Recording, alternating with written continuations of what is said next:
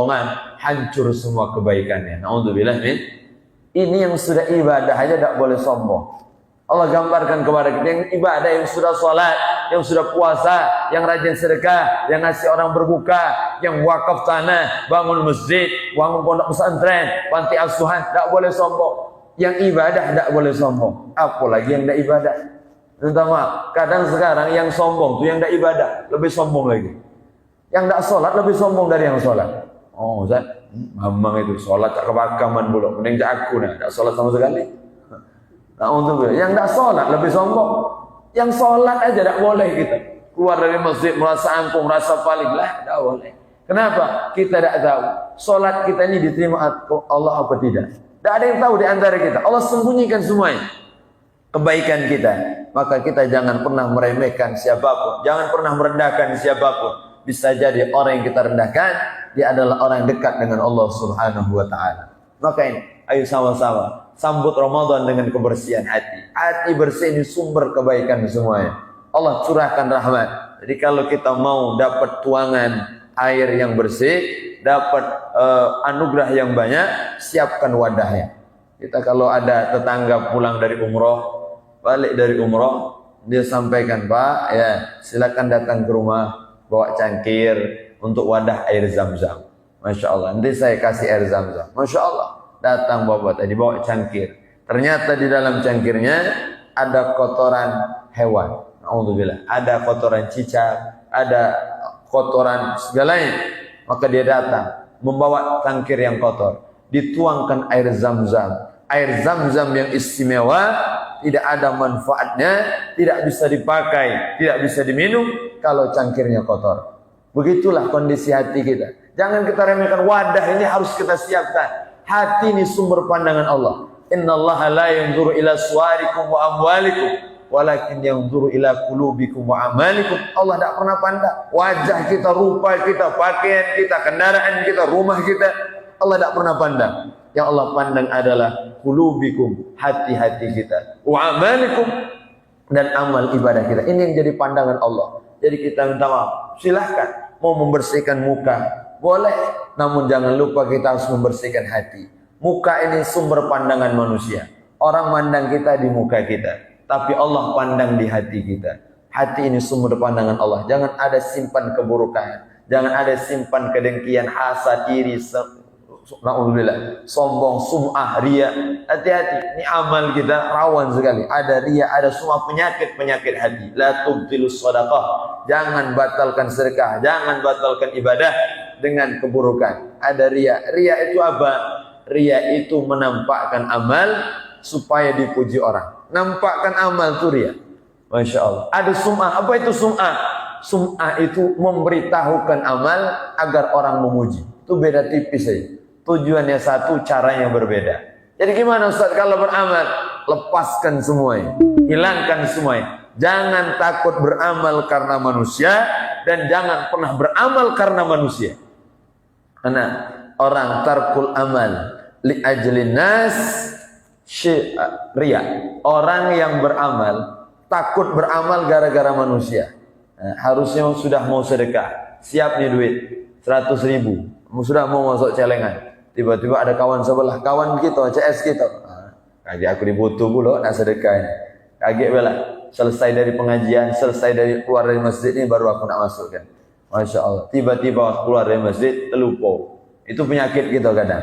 Tak jadi sedekah sampai di rumah. Lah, masih ada 100.000 ini. Tak jadi beramal. Masya Allah. Meninggalkan amal gara-gara manusia itu adalah ria. Wal amal li ajli nas syirkul khafi. Beramal karena manusia itu syirik yang tersembunyi di hati. Na'udzubillah. Jadi gimana caranya? Lepaskan semuanya. Jangan pernah takut dengan manusia, dan jangan pernah beramal karena manusia. Kita semua karena Allah, mencari ridha Allah, bukan karena apapun. Al-alim wal muta'alim syarikani fil ajr. Yang ngajar, yang ceramah, yang mendengarkan ceramah, sama-sama dapat pahala. Sama-sama. Kita cari pahala. Masya Allah. Yang ceramah cari pahala, yang dengar cari pahala. Maka sama-sama kita. Jangan pernah ada niat apapun di hati kita. Bersihkan semuanya. Kalau ibadah kita mulai dicampuri dengan penyakit-penyakit hati, na'udzubillah, bisa hangus ibadah kita. Maka ini harus kita jaga. Ayo sama-sama bersihkan hati. Dalam ibadah ikhlas murni karena Allah. Dan kita tidak bisa menilai ikhlas orang. Itu penting. Untuk kita selalu ikhlas. Kita tidak bisa nilai ikhlas orang. Karena ikhlas itu adalah sirrun min asrari, kata Allah. Rahasia dari rahasiaku. Masya Allah. Allah sembunyikan. Tidak ada di antara kita yang tahu. Siapa yang paling ikhlas, siapa yang paling baik. Tidak ada yang tahu.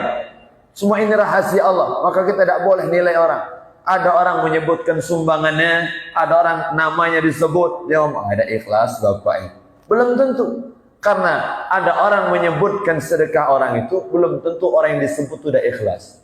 Zaman Nabi SAW, orang kalau ibadah, Masya Allah, ada yang Nabi sebut, seperti Abu Dihdah. Abu Dihdah itu pernah sedekah 600 batang kurma. Allah, 600 batang kurma. Itu kaya raya luar biasa. Masya Allah. Satu kebun. Masya Allah. Disebut oleh Nabi. Ada Abu Talha yang sedekah kebun Bayroha. Satu kebun beserta tanah, pohon kurmanya, dan air di dalamnya. Sumur. Allah. Kalau sudah punya sumur, oh berduit ujung ulama. Masya kaya raya dia. Disedekahkan. Disebut oleh Nabi. Masya Sayyidina Utsman bin Affan. Sedekah ratusan unta. Masya Allah, berjuang untuk agama Allah. Disebut Abdurrahman bin Auf. Abdurrahman bin Auf itu sedekahnya tidak tanggung-tanggung. Semua keluarga yang meninggal di perang Badar dijamin oleh Sayyidina Abdurrahman bin Auf.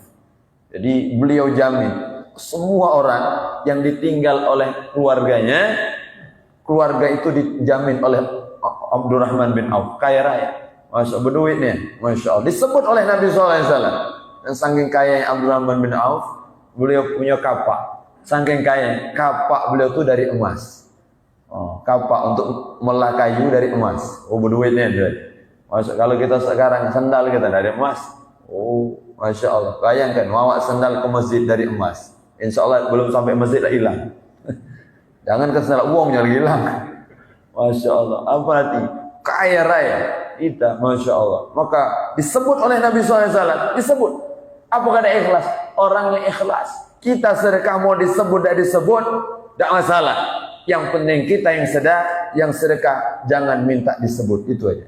Masya Allah. Ada orang tidak mau disebut, ada datang. Pak, ya, datang ke pengurus masjid.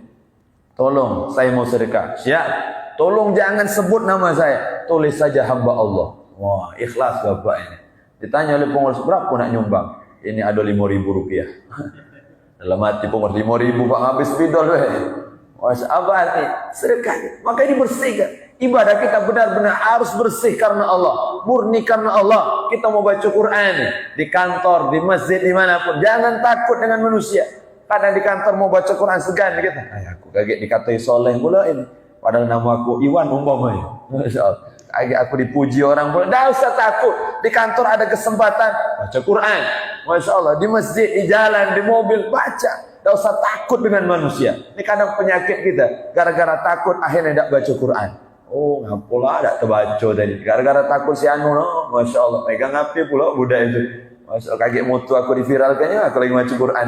Alhamdulillah. Walhasil tidak usah takut. Maka jaga betul. Maka sambut Ramadan dengan hati yang bersih. Jangan pernah ada merasa lebih baik dari orang lain. Mandang orang itu baik semuanya. Jangan pernah nilai orang keburukan. Pandanglah yang baik-baik. Nahkumu bidzawahir, Allah yatawalla bisarair. Kita ini hanya lihat yang zahirnya, yang nampaknya. Baik, orang datang ke masjid baiklah itu. Tidak usah nilai hati orang. Ada orang Ustaz, Bapak itu kopi abe putih, hati gelap nak matilah. Na'udzubillah, tidak boleh kita menilai hati orang, tidak boleh. Maka sambut Ramadan dengan kebersihan hati. Yang ketiga, ini marhaban ya Ramadan judul kita. Masya Allah, padahal hari ketiga ini. Masya Allah, ya surah marhaban itu hari pertama. Masya Allah, luar biasa. Masih kita di suasana awal ini. Kita sambut dengan rencana-rencana yang matang. Maka kita harus punya rencana. Urusan dunia, kita ada planning. Ada rencana. Urusan akhirat, kita harus lebih matang lagi rencananya. Sehari aku harus baca Quran minimal 1 juz. Catat betul untuk kita. Yang kedua, kita harus sholat isya, sholat tarawih, sholat witir, sholat subuh berjamaah di masjid. Sholat 5 waktu kita jaga berjamaah. Niat dalam hati. Kita buat. Conteng. Yang kedua. 3, sedekah minimal 10.000 sehari. Aku harus lakukan. 4, istighfar sekian, tasbih, tahmid, tahlil, baca sekian. Catat kebaikan-kebaikan itu untuk kita agar tidak mudah terlewat satu hari tanpa kebaikan.